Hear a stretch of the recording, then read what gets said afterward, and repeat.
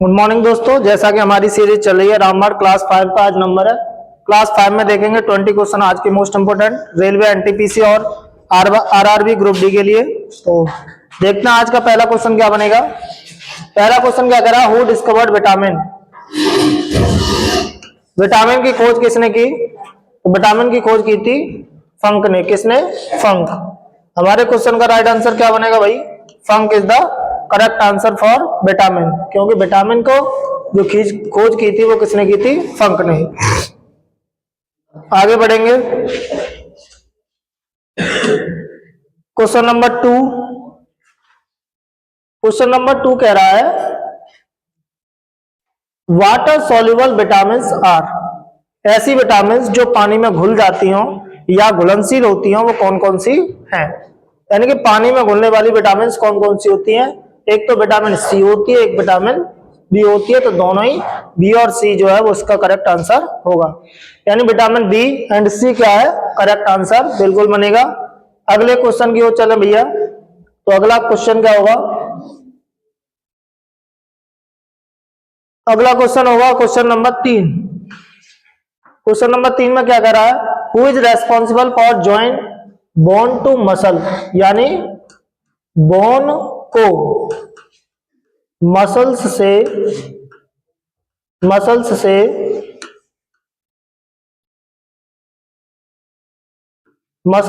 कौन ज्वाइन करता है इसे? ज्वाइंट कौन करता है? तो ये करते हैं टेंडन्स। क्या कहलाते हैं? टेंडन। ये जो है इसे क्या करते हैं? जोड़ते हैं। अगर लिगामेंट की बात करेंगे तो लिगामेंट क्या हो जाएगा? बोन टू बोन में हो जाएगा।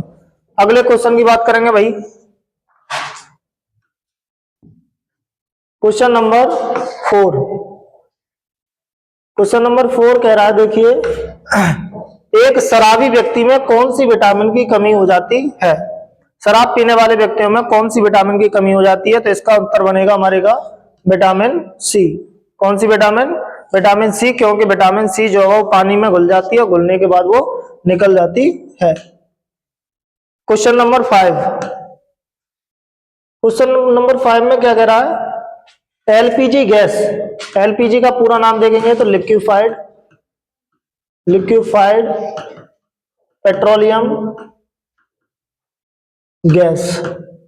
ये इसमें मुख्य मेनली प्रेजेंट कौन सा होता है? एक तो ब्यूटेन होता है भैया, दूसरा क्या होता है? प्रोपेन। क्या होता है? प्रोपेन। दोनों ही पाए जाते हैं, ब्यूटेन और प्रोपेन इसमें पाए जाते हैं। अगले क्वेश्चन की ओर बढ़ेंगे। Question number 6। क्वेश्चन नंबर 6 क्या कह रहा है, which gas is responsible for discolour of the flowers. यानी फूलों का जो रंग उड़ जाता है वो किस गैस के कारण होता है? तो वो होता है सल्फर के कारण। किसके कारण? सल्फर। सल्फर के कारण क्या हो जाता है? गैस उड़ जाता है। किसका? फूलों का कलर जो है वो उड़ जाता है। किसके कारण? सल्फर के कारण। ठीक है। अगला question, question number 7। Question number 7 कह रहा है वह पौधा जो ऑक्सीजन की अनुपस्थिति में भी श्वसन कर सकता है। ऐसा पौधा जहां ऑक्सीजन ना हो तब भी वो अपने आप को सरवाइव कर सकता है, यानी अपना जीवन चला सकता है। तो वो कौन सा पौधा होगा भैया? इसका आंसर बनेगा क्लोरेला। क्या बनेगा? Chlorella. Question number 8। Question number 8 में क्या कह रहा था, स्टडी ऑफ फ्लावर। फूलों का अध्ययन क्या कहलाया जाता है? तो फूलों का अध्ययन क्या कहलाया जाता है भैया? एंथोलॉजी। क्या कहलाया जाएगा? एंथोलॉजी। अगले क्वेश्चन की ओर चलेंगे। Question number 9।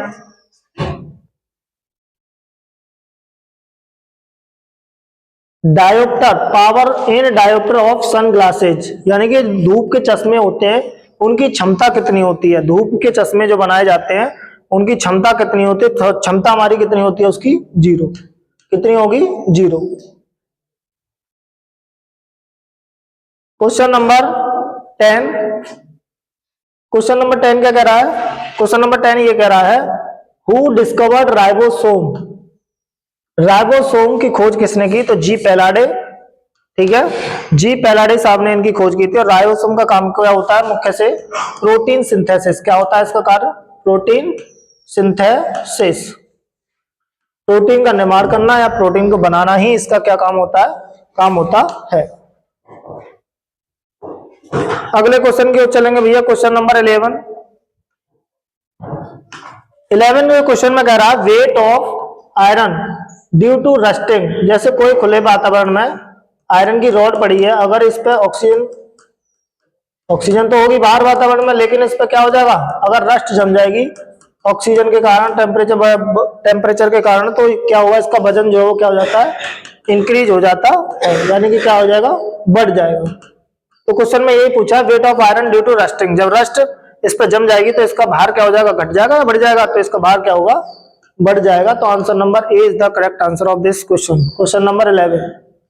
अब चलते हैं अगले क्वेश्चन की ओर, क्वेश्चन नंबर 12। क्वेश्चन नंबर 12 में क्या कह रहा है,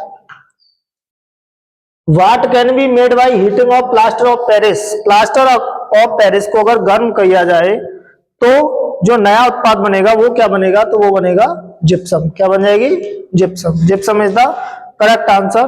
क्वेश्चन नंबर 12 का सही उत्तर क्या है, gypsum. Question number 13। Question number 13 में कह रहा है दो आवेशों के बीच की दूरी, दो आवेशों के बीच की दूरी दोगुनी कर दी जाए तो उनके बीच बल क्या होगा। लो, दो आवेश हैं Q1 Q2, इनके बीच की दूरी क्या कर दी जाए, डबल कर दी जाए। तो आवेशों के बीच दूरी डबल कर दी जाए तो बल क्या होगा, तो बल क्या होगा, F बराबर K Q1 into Q2 upon R square. इन दोनों के बीच का कितना कर दिया है, दोगुना।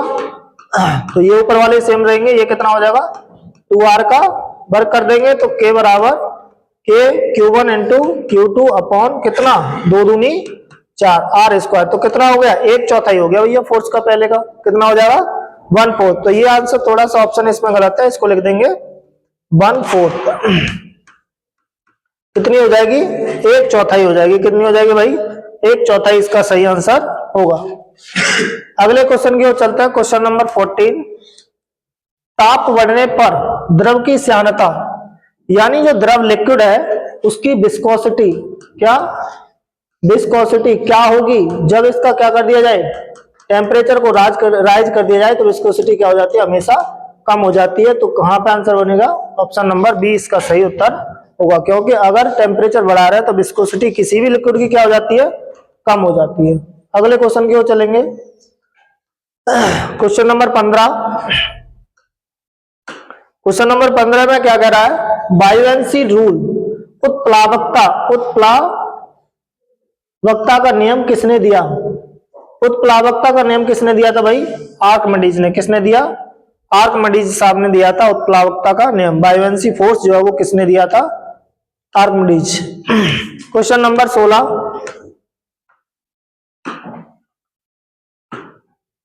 क्वेश्चन नंबर 16 में कह रहा है,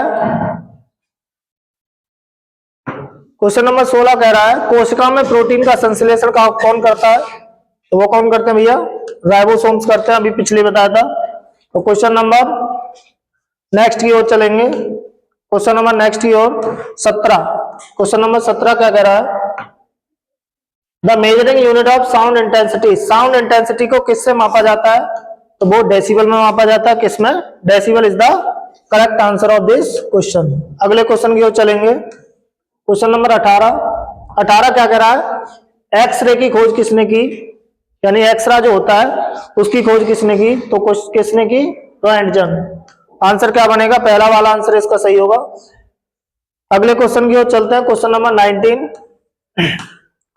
19 में क्या कह रहा है, what is the melting point of copper, यानी कॉपर का जो गलनांक बिंदु होता है वो कितना होता है, लगभग 1085 के आसपास होता है। तो 83 इसका आंसर क्या होगा, सही होगा। Last question 20। क्वेश्चन नंबर कह रहा है एसिटिलीन का आयुपेशी नाम, एसिटिलीन का आयुपेशी नाम क्या होगा, इथाइन।